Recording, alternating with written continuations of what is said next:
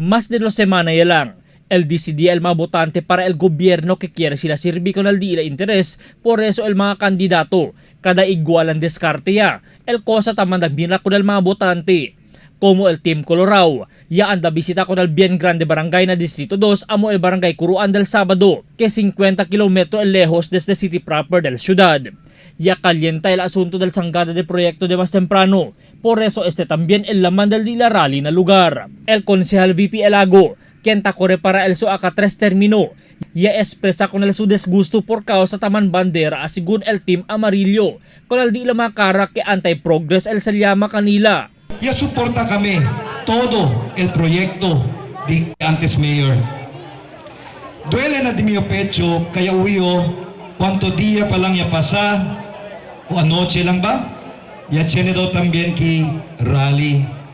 Y durante aquel rally, ya se do flash el di mio cara, junto con el cara di BG Gingona, di Mike Alabar, guwapo pa daw mga damo retrato, di Percival Ramos, di Noning Biel, di Kempa, di aton di Charlie Mariano.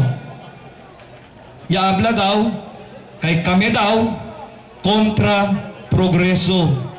Kay kami daw, amo el tan sabotaje con el mga programa del Ciudad de Zamboanga para na mga vivientes del Ciudad de Zamboanga, que incluido ya también el mga vivientes de Curuan.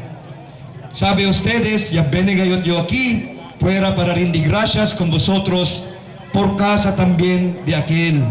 Ta creo in fairness, ta creo que si esto acusa algún persona, debe darle también kita la oportunidad para con aquellos con quien ta acusa o ta queda acusado para contestar.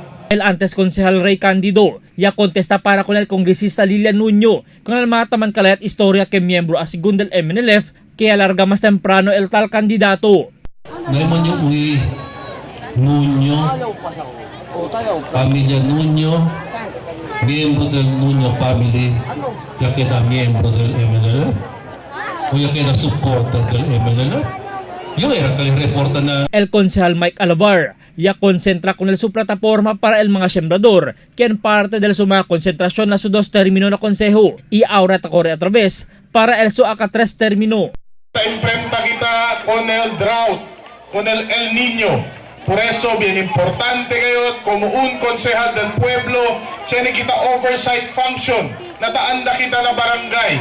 Ikere kita liba el serbisyo del gobierno más cerca. El congresista Celso Lobregat ya discute también el mga asunto ta enfrenta el su grupo, pero no hay perde con él el asunto que cuántos miembros del Partido Liberal antes se vira cara con el alcalde Ben Climaco, pero ahora uban niya sila na dila grupo. El contrario, ya se le uban.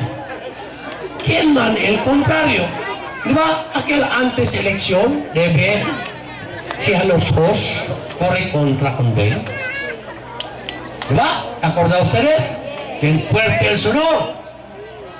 ¿A quién te soporta con a los dos? Mira kita.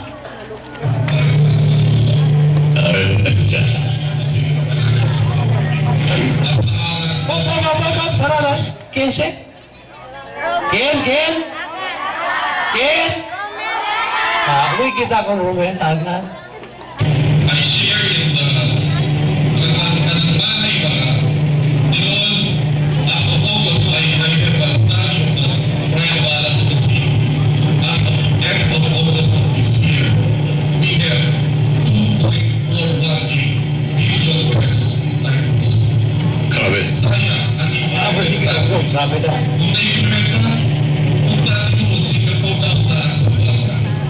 Aside from 2.418 billion in time cost, sleeping na ba, waiting for Prince Charming. Uy! Yan yung mali, Prince Charming. Kung halos hos. Neta suporta con los hos. Kung kakunbe, ahora si Ben ya abandona el mga uban, ya saca con él el contrario. Ya visita también el Team Colorado con el Barangay de Calarian del domingo de noche para conducir con el semejante actividad. Albert Luna, Dateline Zamboanga.